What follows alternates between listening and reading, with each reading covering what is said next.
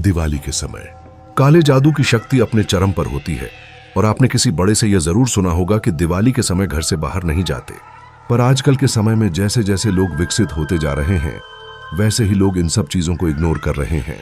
यह कहानी मेरे दो दोस्त हिमांशु और दीपांशु के साथ होती है। हिमांशु जो कि अपनी इंजीनियरिंग करने के लिए शहर गया था और अब उसका लास्ट ईयर चल रहा था। वह मेरा और दीपांशु का बचपन का दोस्त था, तो शहर जाकर भी हमारी फोन पर बात हो जाया करती थी। 7 दिन बाद दिवाली का त्योहार था, तो दीपांशु ने उसे बातों बातों में ही पूछा कि भाई दिवाली का क्या प्रोग्राम है, तू पिछली बार भी नहीं आया था। तो तब हिमांशु बोलता है, भाई पिछली बार दिवाली से अगले दिन ही हमें असाइनमेंट जमा करना था तो समय नहीं मिला था, पर अब की बार मैं गांव आऊंगा। यह बात सुनकर दीपांशु खुश हो जाता है और बोलता है कि जब अड्डे पर आ जाएगा तो फोन कर दिए, मैं लेने आ जाऊंगा। पर यह बात वो मुझे नहीं बताता क्योंकि वो मुझे सरप्राइज देना चाहता था। अब दिवाली से एक दिन पहले हिमांशु निकलता है और उसे गांव पहुंचते पहुंचते रात के 11:45 हो जाते हैं। बस स्टैंड हमारे गांव से 1 किलोमीटर दूर था, तो उस रास्ते पर ज्यादा रोशनी नहीं थी। अब हिमांशु दीपांशु को फोन करता है और वो उसे बोलता है कि मैं आ रहा हूं 10 मिनट पर।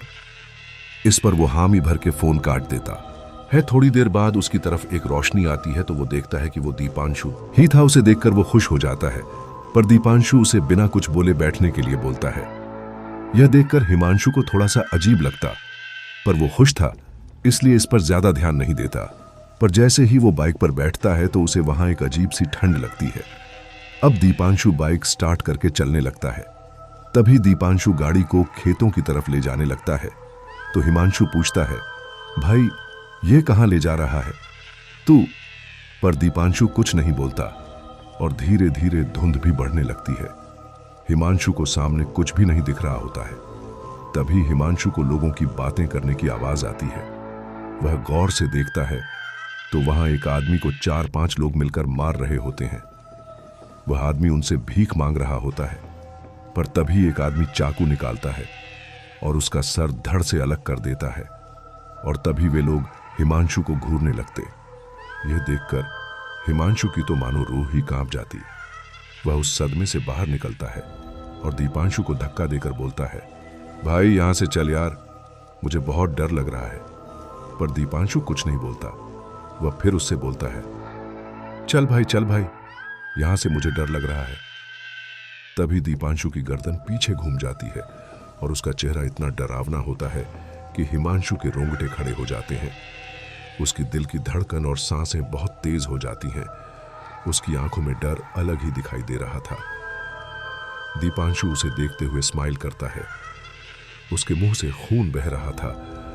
तभी उसे एक धक्का लगता है और वह आंखें बंद करके जोर से चिल्ला देता है। तभी दीपांशु की आवाज आती है, भाई क्या हुआ? इतना चिल्ला क्यों रहा? क्या हुआ तुझे?